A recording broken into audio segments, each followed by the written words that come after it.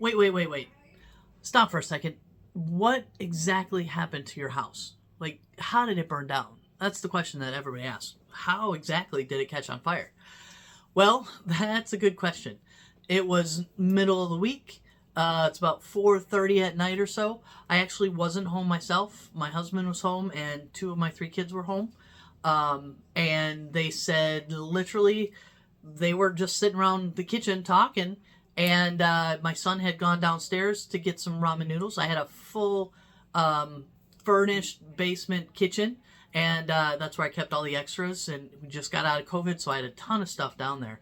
And he went downstairs to get some ramen noodles just as a snack before we had dinner, and went downstairs, flicked the light switch on, grabbed the ramen noodles, flicked the light switch off, came upstairs, and in the time it took him to actually prepare the ramen noodles, just put them all together and put them in the microwave, in that probably 3, 4, 5 minutes, they started to smell smoke. And they kind of make a joke. They made a joke about it because I had dinner in the crock pot, and they were like, "Mom's burning dinner." But no. I mean, literally, there was smoke coming up the register in the kitchen.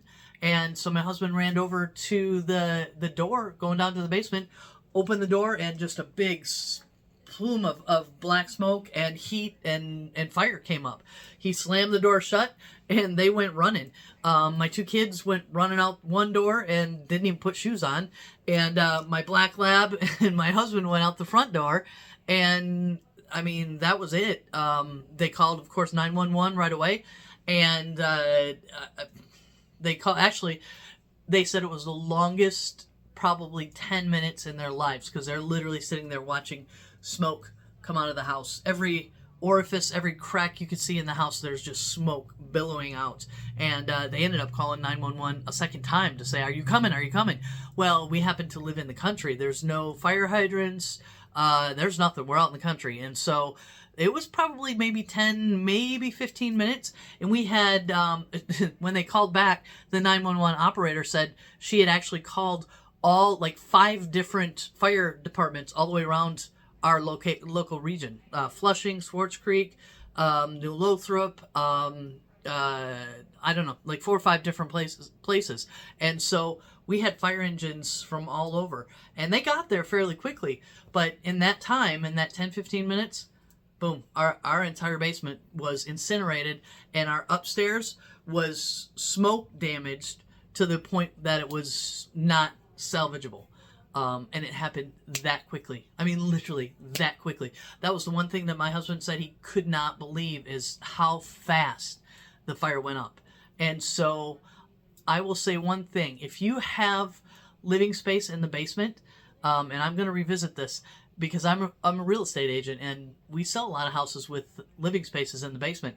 If you have a living space in the basement, please make sure you have an egress window, a window that's big enough that the firemen can get in and you can get out. Because I tell you what, we did have an egress window. Luckily, there was nobody down there, and luckily it wasn't in the middle of the night. It was in the afternoon when my family was there and awake. But if it had been in the middle of the night, or if somebody had been sleeping in the basement, it would have been a really different story.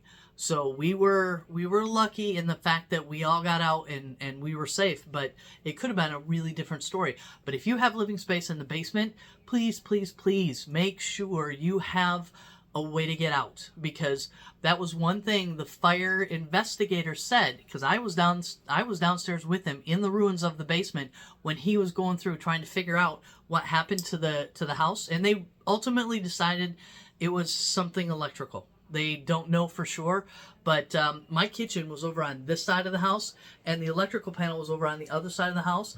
The electrical panel was completely melted. Every switch was completely just melted. So we're just deducing that it was something electrical. And the one thing the fire inspector said was that the fire will look for its best source of oxygen, which is always going to be the staircase. So if you don't have some other way to get out of the house besides the staircase, you could be trapped. And so please make sure you have a way out. And we're going to talk about that a little bit more. Fire safety, more coming up.